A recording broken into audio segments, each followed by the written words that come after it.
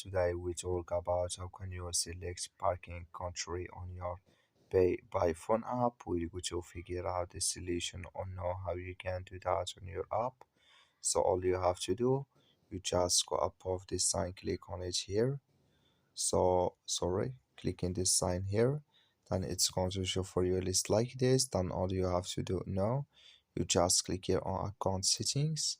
So then it's going to take you to this list here. Then all you have to do now, just click here on country settings. So then it's going to take you to this list. Then here can you click in this sign. Then here can you select or choose parking country in this list. You just choose here country, then add it, and it's going to add video on your Pay by Phone app. That's all you have to do. Thank you for watching. Don't forget to support us by liking and subscribe. So before I forget here, if you want to set location automatically, you just click in this sign, then it's going to add video. So thank you for watching.